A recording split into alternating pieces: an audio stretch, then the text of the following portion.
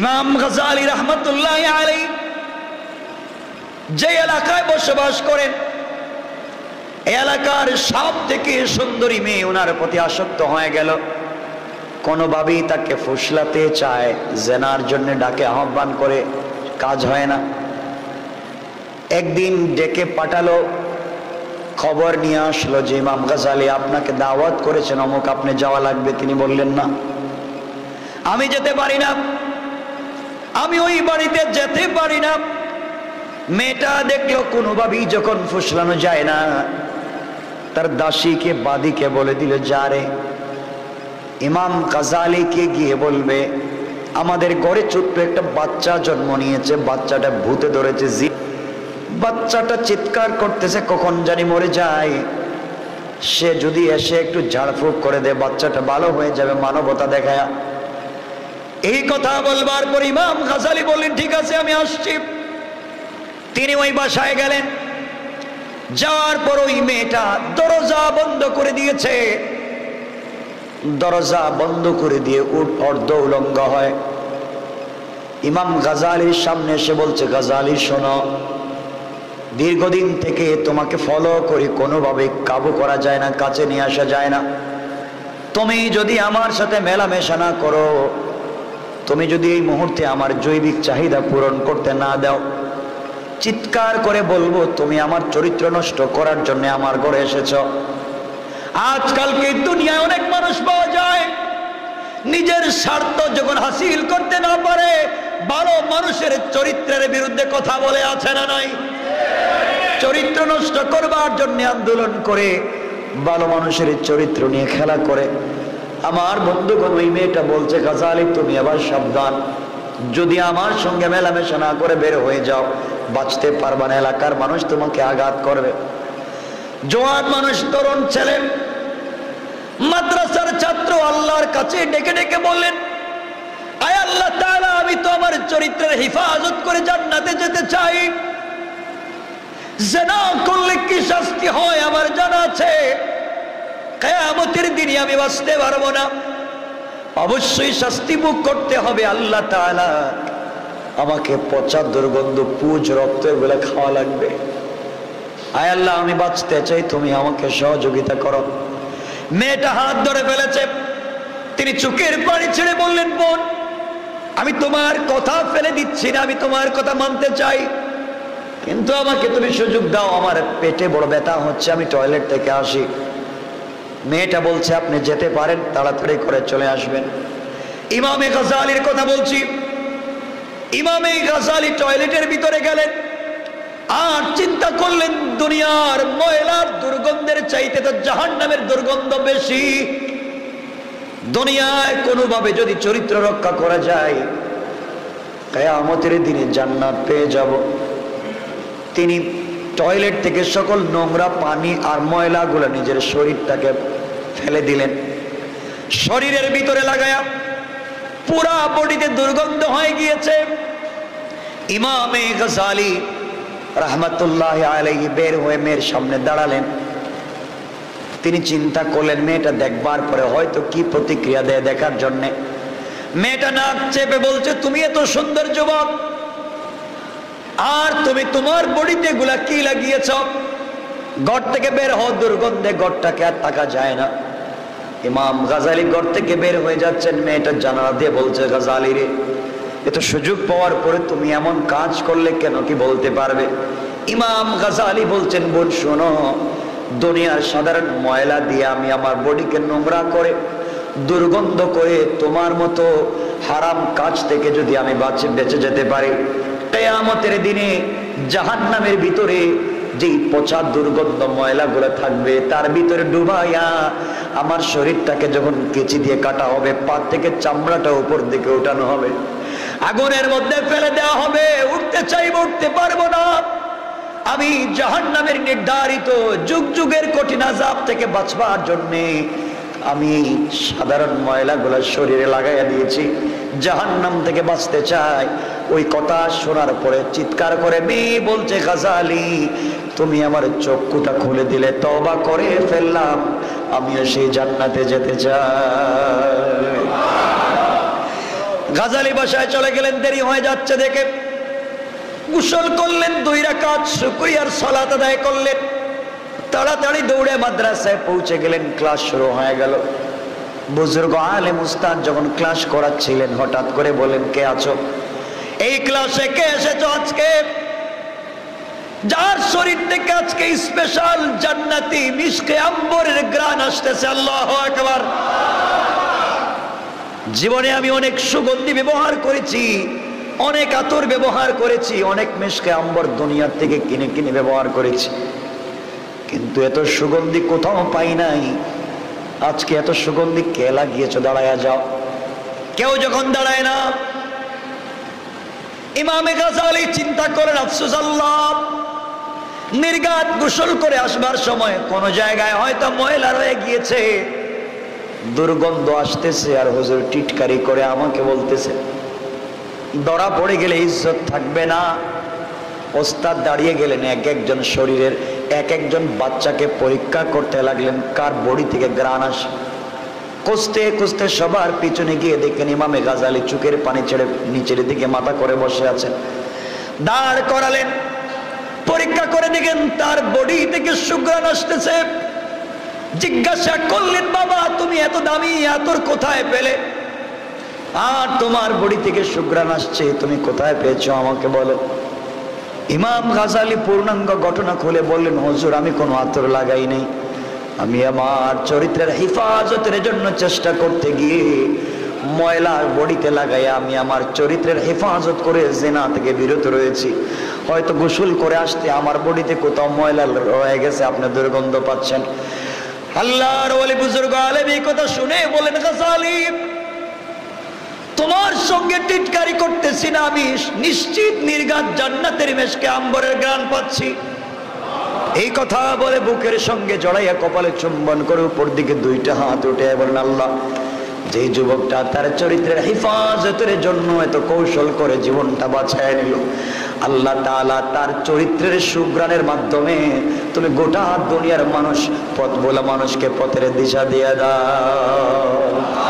দোয়া করে দিলেন উস্তাদ, এমন দোয়া করে দিলেন, কোথায় কোন দেশের ইমাম গাজালি পৃথিবীর সকল মানুষ যার নাম শুনলে দোয়া করে কান সুবহানাল্লাহ।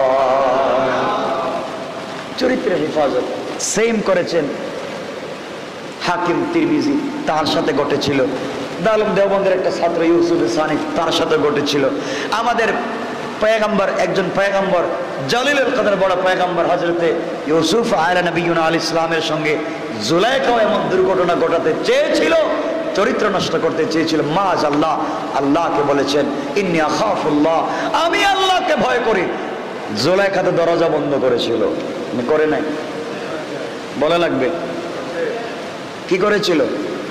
জুলাইখা সবগুলা দরজা বন্ধ করে তালা দিয়ে চাবিগুলা রাইকা দিয়েছিল। রাইকা যে ঘরে জেনা করতে চেয়েছিল, এই ঘরে মূর্তি ছিল, মূর্তিকে ঢাইকা রেখে দিয়েছিল, কারণ রব যেন না দেখে। আমাদের রবকে ডেকে রাখা যায় না, কথা বলেন না কেন? রবকে ডেকে রাখা যায় না, কারণ রব দেখেন। জুলাইখা সব ঢেকে যখন ইউসুফকে ডাকতেছিল, আসো আমার কাছে, ইউসুফ তখন বলছিলেন ইন্নী আখাফুল্লাহ, আমি আল্লাহকে ভয় করি। ইউসুফের বিশ্বাস ছিল আমি চেষ্টা করব। আমি কি করব বলেন না? আমি কি করব? বাঁচাবার মালিককে। বড় বড় তালা লাগিয়েছে জুলাইখা, ইউসুফকে চায়। ইউসুফ তো জওয়ান মানুষ, তাও সুন্দর কেমন যে ইউসুফের চেহারা দেখে মহিলারা আপেল কাটতে গিয়ে হাত কাটে দিচ্ছে। আল্লাহু আকবার বলেন। ইউসুফ তো তার না, চেহারা দেখা, চেহারার দিকে তাকাই আপেল কাটছে না হাত কাটছে বলতে পারে না। এই লোকটা রুমের ভিতরে, জুলাইখা পেয়েছে সব দরজা বন্ধ করা। ইউসুফ বলছেন আল্লাহ তোমার উপরে ভরসা করে দৌড় দিলাম। ভরসা কার উপরে? ভরসা কার উপরে? আমরা ভরসা রাখবো কার উপরে? আল্লাহর উপরে ভরসা রেখে ইউসুফ দৌড় দিয়েছেন দরজার দিকে। জানেন দরজা তালা দেওয়া, জানেন চাবি জুলাইখার কাছে, তালা খুলবে না বাহ্যিক ভাবে। বিশ্বাস ছিল আল্লাহর উপরে, আল্লাহ তুমি তো তালা ছাড়াও, চাবি ছাড়াও তালা খুলে দিতে পারো। ইউসুফ দৌড় দিলেন, এক এক দরজার কাছে যায়, ঠাস ঠাস করে দরজা খুলে যায়। আল্লাহু আকবার। বাঁচাইছেন কে? আমরা কি চেষ্টা করি? আমরা পারলে আরো তালা 2টা মারি, আরো লাগা, কেউ যেন ঢুকতে না পারে। আমাদের চরিত্র তো বিপরীত, আমরাও খারাপ। এজন্য আমি একটাই কথা বলছি, আজকে চরিত্র ফলো করতে হবে বিশ্বনবীর। কিছু লাগবে না, কিছু লাগবে না, কিচ্ছু লাগবে না।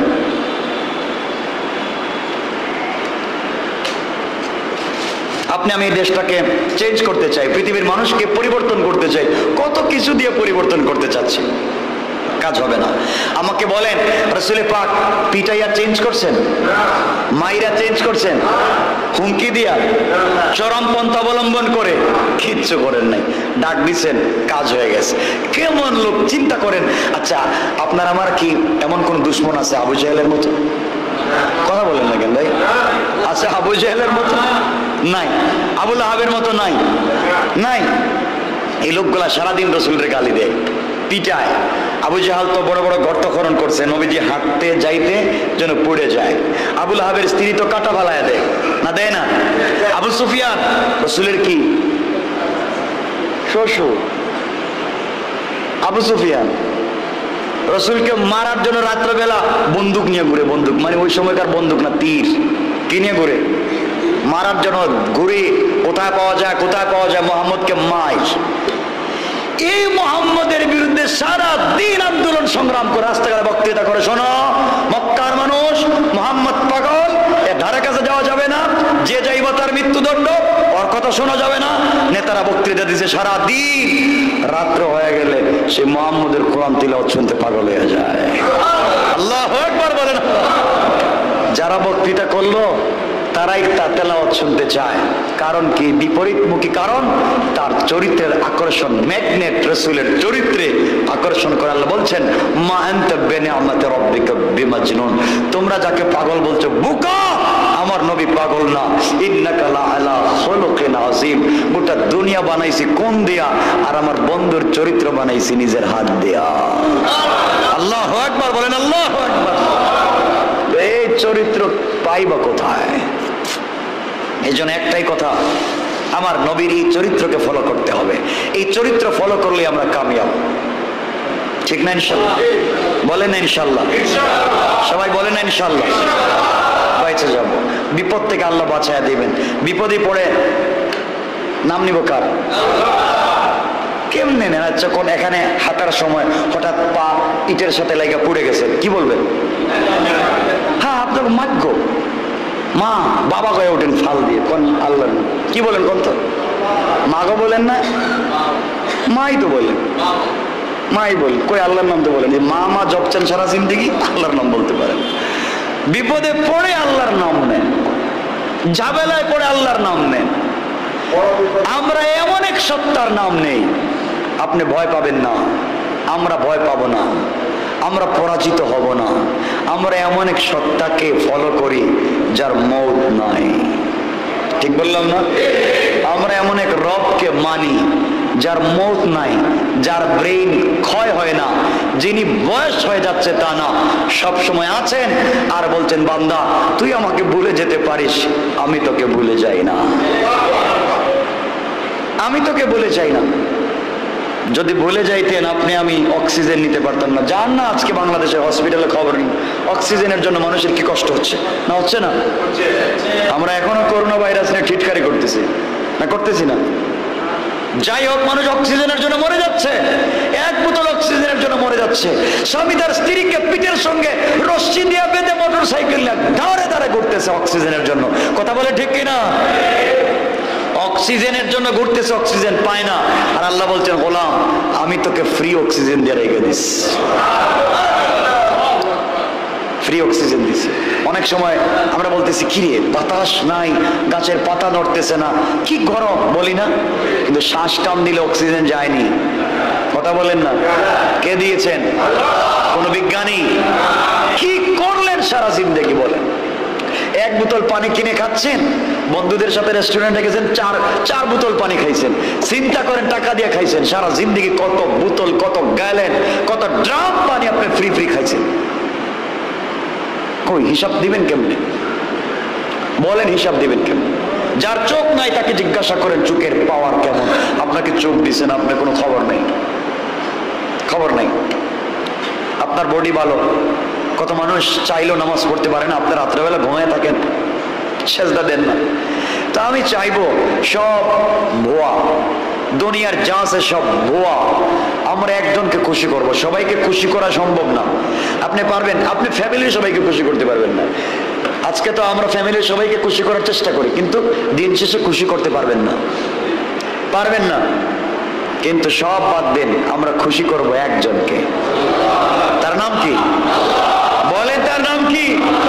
আল্লাহ বলছেন আমাকে খুশি করো, আমার পিছনে লেগে যাও, গোটা দুনিয়াকে তোমার পিছনে লাগাই দিব। আল্লাহু আকবার। আমি তো পরশুদিন বলছি, পরশুদিন আমি, আপনারা তো জানেন, অ্যাক্সিডেন্ট করছি, গাড়ি ভাঙছে, সবাই তো জানেন। তা আমি আর কি কম, তো আমি তো ছোট মানুষ, দেখেন স্বাভাবিকভাবে চলি, এভাবেই চলি। আল্লাহ ভালো রাখছেন, হালাল পথে রাখছেন। মানুষের এই ভালোবাসা, অনুভূতি আমি বলে বোঝাতে পারবো না। এই অ্যাক্সিডেন্টের পরে কতজন প্রবাস থেকে তো ফোন দিয়েছেন, কতজন কতভাবে দেশটাকে। কেউ বলছেন হুজুর আমার বাড়িতে গাড়ি নিয়ে আসছে, হুজুর আমি তো জীবনে আর কিছু করতে পারলাম না, আমি শুনছি আপনার গাড়ি ভেঙে গেছে, আপনি চলবেন কেমনি, এই গাড়িটা আপনাকে দিয়ে দিলাম। আমি বলবো না ঢাকা শহরের নাম, বললে তো নাম বলবো কেমনি, এখানেই তো লোক আছে, মনে করবো হুজুর আমাকে ছোট করে ফেলছেন। আমাকে বলছেন হুজুর আমার তো জীবনে কিছু করতে পারলাম না, গাড়ি তো শোরুমে অনেক থাকে, আপনার যেটা পছন্দ হয় আপনি আসেন, একটা গাড়ি নিয়ে যান। আমি জীবনে কামিয়াব যে আপনাকে একটা গাড়ি দিয়েছি। কিন্তু কথা এটা বোঝাতে চাচ্ছি এটা না, এই যে ভালোবাসা, এটা আমার কি আছে, আমাকে ভালোবাসতে যাবে কেন, আমাকে ভালোবাসতে যাবে কেন, আমাকে নয়। এটা হচ্ছে কোরআনের সাথে সম্পর্কের কারণে, ঠিক বললাম না? আমি চাইবো আমাদের সবার সম্পর্ক কোরআনের সাথে। আল্লাহ বলছেন তোমরা পাবলিকের কাছে আমার কোরআনের পরিচয়টা দাও, আমি পাবলিককে তোমার পরিচয় দিব। আল্লাহু আকবার।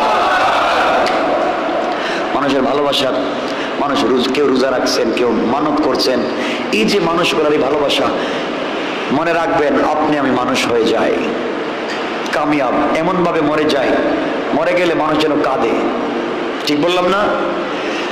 দুনিয়া বিল্ডিং থাকবে, দুনিয়া বাড়ি গাড়ি সব থাকবে, থাকবো না আমি আর আপনি। কবরে বাড়ি থাকবে না, গাড়ি থাকবে না, থাকবে সাপ, বিচ্ছু, কীরা, অন্ধকার, বিছানা ছাড়া, লাইট নাই, বালিশ নাই, এয়ার কুলার, এয়ার কন্ডিশন নাই, পানি, পচা, দুর্গন্ধ, বাস। ওই জায়গায় ভালো থাকতে চাইলে দুনিয়া মানুষের ভালোবাসা অর্জন করেন। আল্লাহ বলছেন কবরে আমি ভালোবেসে জায়গা করে দেব। আল্লাহু আকবার বলেন।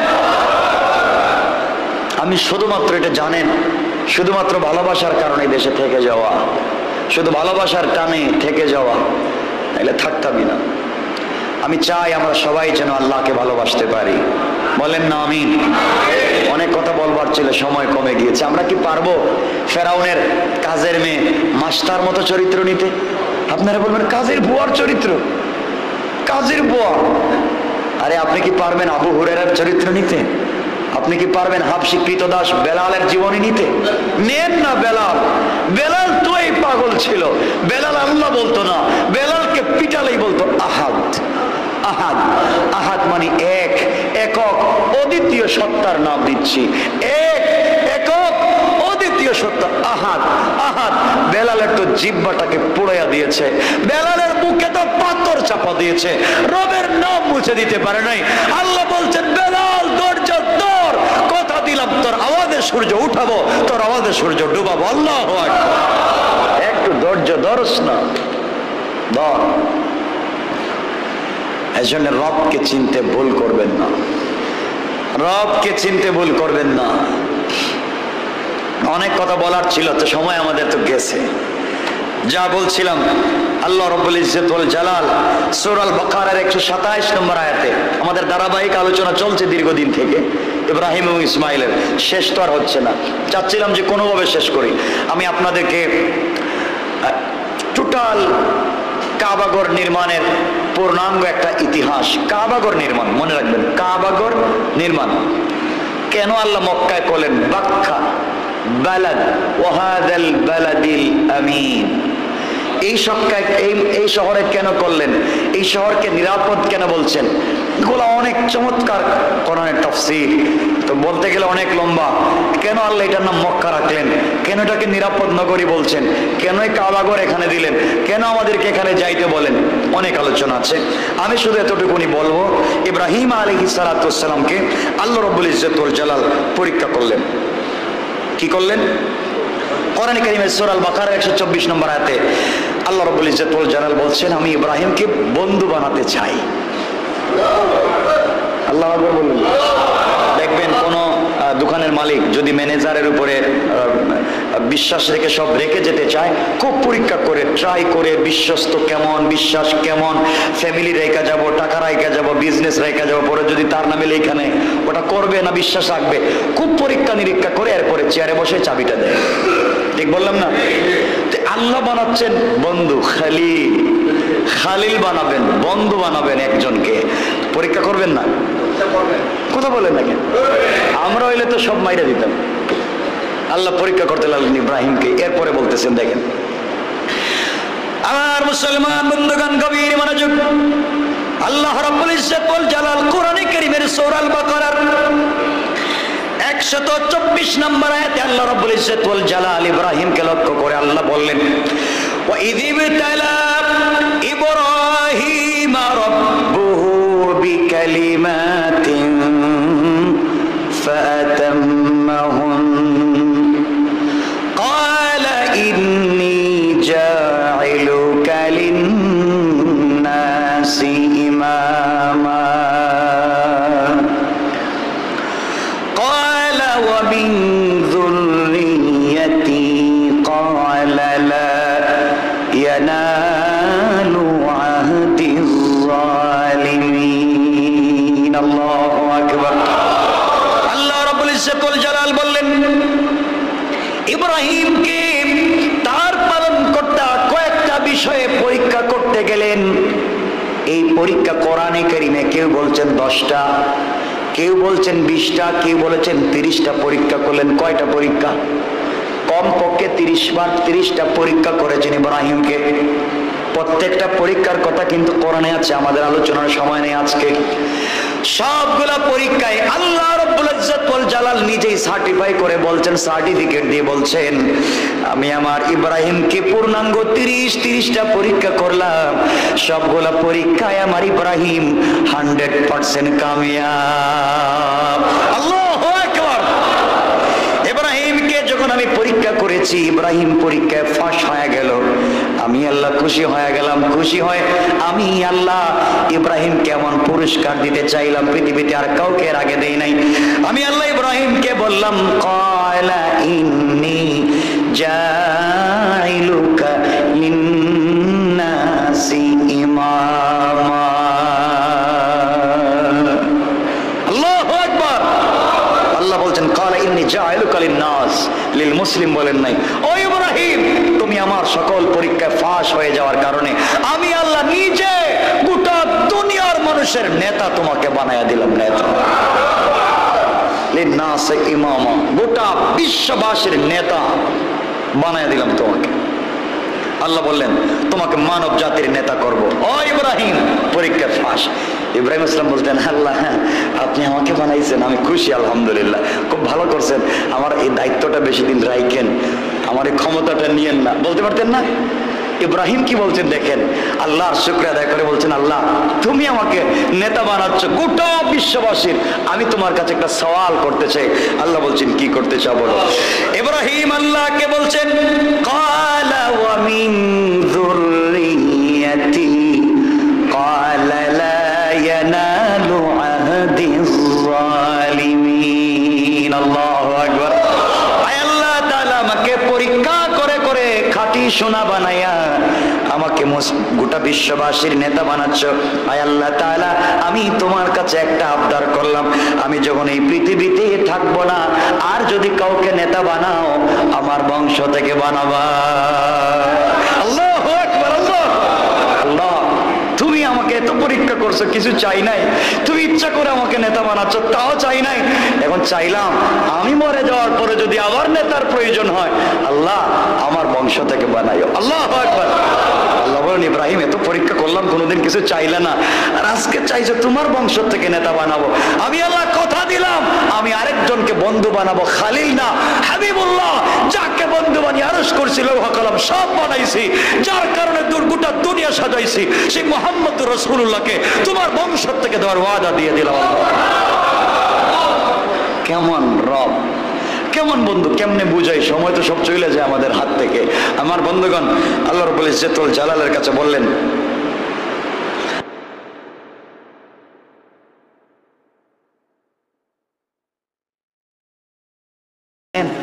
আমার বিশ্বাস আমার বংশের যাকে নেতা বানাবেন ও অত্যাচারী হবে না, জালেম হবে না।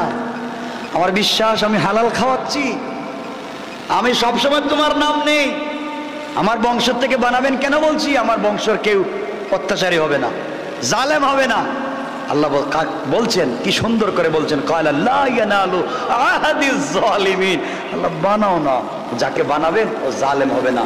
আল্লাহ বলছেন, ইব্রাহিম আমিও জানি তোমার ঘর থেকে ইসমাইলকে নিয়ে আসছি, ইসমাইলকে দিয়ে কাজ করাবো, আর ইসমাইলের ঘর থেকেই মুহাম্মদকে নিয়ে আসবো। আল্লাহু আকবার, কি সিস্টেম আল্লাহ করছেন। এখন অনেক কথা, লম্বা কথা এখানে চলে আসছে, কত কথা সব তো আর বলা যাবে না। এরপর আল্লাহ রাব্বুল ইজ্জতুল জালাল ইব্রাহিম ইসলামকে বলতেছেন, ইব্রাহিম এক কাজ করো। কি করবো? আল্লাহ একটা ঘর বানাও না। কেন? কোথায় বানাবো? আল্লাহ এরপরে বলছেন লম্বা কথা, এরপরে 127 নম্বর আয়াতে আল্লাহ বলছেন, وَإِذْ يَرْفَعُ إِبْرَاهِيمُ الْقَوَاعِدَ مِنَ الْبَيْتِ وَإِسْمَاعِيلَ। আল্লাহ বলছেন, ইব্রাহিম একটা ঘর বানাও। আল্লাহ ঘর বানায় কি? ঘর তো আছে দুনিয়ায়। এটা না, আমার ইবাদতের জন্য ঘর, এই ঘরকে উপলক্ষ করে দুনিয়া ইবাদত হবে। আল্লাহ কোথায় বানাবো? আমি জিব্রাইলকে পাঠিয়ে দিচ্ছি, তোমাকে দেখাই দিবে। জিব্রাইল আসলেন, সুবহানাল্লাহ বলেন না। জিব্রাইল আসলেন, নিয়ে যাইতে যাইতে নিয়ে গেলেন ওই যে নিজের বাচ্চাকে রেখে আসছিলেন যে মরুভূমিতে, ওখানে নিয়ে গেলেন। আয়েশা ইব্রাহিমকে জিব্রাইল বলছেন, ইব্রাহিম এই যে এখানে একটা ঘর আছে, জায়গা সব মাটির নিচে চলে গেছে। নূহ আলাইহিস সালামের প্লাবনে আদম আলাইহিস সালাম বানাইছিলেন, এটা আদম আলাইহিস সালামের আগে বানানো হয়েছিল। আদম আলাইহিস সালামকে ভিত্তিপ্রস্তর দিয়েছিলেন, এরপর নূহ আলাইহিস সালামের প্লাবনে সব ধ্বংস হয়ে গেছে, মাটির নিচে চলে গেছে। এখান থেকে এই ভিত্তিপ্রস্তর থেকে তুমি ঘরটা তৈরি করো। ইব্রাহিম বলছেন, জিব্রাইল বানাবো তো ঠিক আছে, কিন্তু মালপত্র কই পাবো? জুগালি তো লাগবে। জুগালি বুঝেন না আপনারা? মিস্ত্রির সাথে কি লাগে? জুগালি লাগে। জুগালি কই পাবো? ওটা তো নাই, আমি তো একা। আল্লাহ বলেন, ইব্রাহিম তোমাকে শুধু পরীক্ষা করছি না, তোমার ছেলের ঘর থেকে নিয়ে আসবো মুহাম্মদকে, আর তোমার ছেলেকে কি এমনি এমনি দুধ খোলা দিয়ে শুধু পুষবো? এর জুগালি বানাও। আল্লাহু আকবার, জুগালি বানাও ছেলেকে। হযরত ইসমাইলকে বানালেন জুগালি। দুজনে করতেছেন কাজ, বিল্ডিং হচ্ছে। এখন একটু একটু করে ইটের গাঁথুনি দিতে দিতে মাথার উপরে চলে গেছে। এখন তো আর নাগালের বাইরে চলে গেছে। আল্লাহকে বলছেন, আল্লাহ এখন কি করবো? আমি নাগালের বাইরে চলে গেছে, নাগাল পাচ্ছি না। আল্লাহ বলেন, পিছনে দেখুন একটা পাথর আছে, ওই পাথরে একটু দাঁড়াও। আল্লাহ পাথরে দাঁড়াইলে তো কি হবে? কতটুকু? একটু আধা দাঁড়াও না। আল্লাহ আমি বুঝতেছি না আপনি পাথরে দাঁড়াইতে বলতেছেন কেন? আল্লাহ বলছেন, ইব্রাহিম বন্ধু বানাইছি তো, বুঝো না বন্ধুকে কত ভালোবাসি। দাঁড়াও পাথরে। ইব্রাহিম পাথরে দাঁড়াইছেন, পাথর তো এখন উপর দিকে উঠতে শুরু করছে লিফটের। ইব্রাহিম কে আল্লাহ বুঝলাম না কিছু। বুঝবা না তো, বন্ধুরে চিনো না? বন্ধু ভালোবাসলে কত কিছু করতে পারে। যাও ঘর বানাও, পাথর উপরে উঠবে, তোমার যতটুকুন দরকার ততটুকুন উঠবা, ঘর শেষ, পাথরটা এখানে রাইকা দিবা। আল্লাহ এরপরে একটু পাথরের দিকে তাকাও। ইব্রাহিম ইসলাম পাথরের দিকে তাকায় দেখেন তার খালি পায়ের দাগ পাথরের উপরে বসে গেছে। সুবহানাল্লাহ বললেন না? যাক, আর লম্বা করবো না। ইব্রাহিম আলাইহিস সালাম এখন ছেলেকে নিয়ে ঘর বানাচ্ছেন। আল্লাহ বলছেন, ওয়াত্তাখিযু মিন মাকামি ইব্রাহিমা মুসাল্লা। ওই যে পাথরটা ইব্রাহিম ঘরের কর্নারে রাইকা দাও। ইব্রাহিম আলাইহিস সালাম রাইকা দিলেন, আর বললেন, শোনো তোমরা মাকাম ইব্রাহিমকে নামাজের স্থান বানাও। যেখানে ইব্রাহিম দাঁড়িয়ে কাজ করেছে ওখানে তোমরা নামাজ পড়ো। সুবহানাল্লাহ। কাজ হলো, এরপরে ঘর আরম্ভ করে, ভিত্তিপ্রস্তর কাজ শেষ হলো। কাজ যখন শেষ হয়ে গেল, মোটামুটি একটা জায়গায় পৌঁছে যাচ্ছে, এখন দোয়া করতেছেন। কি করতেছেন? কে দোয়া করতেছেন? ইব্রাহিম ও ইসমাইল দুজন মিলে ঘর বানানো শেষ করে দোয়া করলেন, রব্বানা তাকাব্বাল তাকাব্বাল মিন্না ইন্নাকা আনতাস সামিউল আলিম। আল্লাহর কাছে দোয়া করে বললেন, আল্লাহ তাআলা আমাদের পক্ষ থেকে কবুল করো, তুমি তো সব থেকে বেশি শ্রবণকারী, সর্বজ্ঞ, তুমি সব জানো, আমাদের পক্ষ থেকে কবুল করো। আল্লাহ বলতেছিলেন, ইব্রাহিম রে, তুমিও বড় জ্ঞানী মানুষ, কারণ ভালো কাজ করার পরে যারা হাত উঠাইয়া দোয়া করে, আমি আল্লাহ তাদের দোয়াকে ফেরত দেই না। বুঝতে পারলাম? ভালো কাজ করলে দোয়া করবেন, ভালো কাজের পরে দোয়া কবুল হয়, ভালো কাজের পরে কি হয়? দোয়া কবুল হয়। এই জন্য আমরা দোয়া করব ইনশাআল্লাহ। এই জায়গায় রেখে দিলাম। এরপরে তো অনেক দোয়া শুরু হলো, রব্বানা ওয়াজআলনা মুসলিমাইন লাকা ওয়া মিন যুররিয়াতিনা। ইব্রাহিম তো দোয়া করে এখানে থামে নাই, কিন্তু আল্লাহ গড় কবুল করো বলে থামে নাই। আল্লাহ যখন কবুল করছেন বলছেন, ইব্রাহিম তোমার দোয়া কবুল করছি, তোমার কাজ কাজে লাগছে। ইব্রাহিম আর থামে নাই, কোথায় এই সুযোগ আরো কিছু বইলে ফেলে আল্লাহরে। সুবহানাল্লাহ বললেন। যখন কেউ কারো কাছে গিয়া বললেন, বল আমি তোমার কথা শুনতেছি, কি কি বলবো বলো। যখন প্রথম একটা বলেন, ভাই আমার 10 কেজি চাল, দিলাম তো, আরো আছে, মানে বলতেছে, যখন দিতে চাচ্ছি আরো হয়তো বলি, দিতেই তো থাকবে। তো আল্লাহর কাছে বলছেন, আল্লাহ কবুল কি করছেন? আল্লাহকে করলাম। আল্লাহ আরো কিছু আছে। কি আছে? আল্লাহ ওয়াজআলনা মুসলিমাইন লাকা, আমাদের দুইজনকে মুসলমান হিসাবে কবুল করো। আর কি? কমিন যুররিয়াতিনা, আমার উম্মত যারা আসবে, আমার বাচ্চা, যুররিয়া বলছেন আমার বাচ্চা কাচ্চা যারা হবে, তাদেরকেও মুসলমান হিসাবে কবুল করো। আল্লাহু আকবার। ও আরিনা মানাসিকানা ওয়া তুব আলাইনা, লম্বা কথা বলছেন। এরপর আবার দোয়া বলছে, রব্বানা ওয়াবআস ফীহিম রাসূলা, আল্লাহ আমি আরো কিছু দোয়া করলে কি আপনি কবুল করবেন? ইব্রাহিম কইরে বলো, কি কইবা তুমি? এখন যে কাজ করছো, আমার ঘর বানাইছো, পাবলিককে এখানে আসতে দিচ্ছ, কি দোয়া করবো করো। আল্লাহ আরেকটা দোয়া আছে, কই কি? রব্বানা ওয়াবআস ফীহিম রাসূলা, আমার বিশ্বাস আপনি যেহেতু ঘর বানাইছেন, তা আমি মইরা গেলে নিশ্চিত কোনো রসুল পাঠাবেন। বলে পাঠাবো, অবশ্যই পাঠাবো। ঘর বানাচ্ছি মানে এখানে ঘরকে কেন্দ্র করে দাওয়াত হবে, মানুষ ঘরে আসবে, ইবাদত করবে। আল্লাহ তাআলা তো রসুল নিশ্চিত বানাবো, অবশ্যই বানাবো। আল্লাহ ওয়াবআস ফীহিম রাসূলাম মিনহুম, আল্লাহ কাউরে যদি রসুল বানাও, তে আমার বাচ্চা কাচ্চা থেকে বানাই। আগে বলছেন নেতা বানাই আমার বাচ্চা কাচ্চার থেকে, এখন বলছেন রসুল বানাই আমার বাচ্চা কাচ্চার থেকে। এরপরে বলছে, আল্লাহ কেন বানাইবেন জানেন? আমি শুধু আমার বংশের পাশ টানতেছি তা না, যে আমার ছেলেকে বানাও, আমার ফ্যামিলির থেকে বানাও, এই জন্য না। আমি জানি আমি ভালো কাজ করেছি, আমি জানি আমি অন্যায় করি না, আমার ছেলেগুলো খারাপ কাজ করবে না। তো আল্লাহ বলছেন বানাইলে লাভ কি? ইব্রাহিম বলছেন, আল্লাহ ইয়াতলু আলাইহিম আয়াতিক, আল্লাহ যদি আমার বংশধর থেকে বানাও, ওরা দুনিয়ায় গিয়া শুধু তোমার কথাই মানুষকে বলবে। সুবহানাল্লাহ, ইয়াতলু আলাইহিম আয়াতিক, তোমার আয়াতগুলা মানুষের কাছে শুধু প্রচার করবে। আল্লাহু আকবার, কত সুন্দর কথা, কেমনে বুঝাই? এরপরে বলছেন কি, ওই আল্লিমুহুমুল কিতাবা ওয়াল হিকমাতা, আর মানুষকে শিক্ষা দিবে আপনার কিতাব, আপনার হিকমত, ওয়ুযাক্কিহিম, আর যারা পথ ভুলে গেছে, তোমাকে চিনে না, তাদেরকে তোমার পথে নিয়ে আসবে। ইন্নাকা আনতাল আজিজুল হাকিম, আয় আল্লাহ আপনি তো পরাক্রমশালী, প্রজ্ঞাময়, আপনি চাইলে পারেন। আল্লাহ বলেন, ইব্রাহিম যে সুন্দর ভাষায় কথা বলছো, যাও রসুলও তোমার বংশ থেকে, নেতাও তোমার বংশ থেকে, আর তিলাওয়াতকারীও বানাবো তোমার বংশ থেকে। আল্লাহু আকবার। কেমন দোয়া করলেন, কবুল হয়। যাক, লম্বা কথা, এই জন্য সবকিছুর উপরে বোঝাতে চাই, চরিত্র ছিল একটাই, উত্তম চরিত্র। এজন্য আল্লাহ দোয়া কবুল করেছেন। আজও আমরা চাইবো একটাই উত্তম চরিত্র। আল্লাহ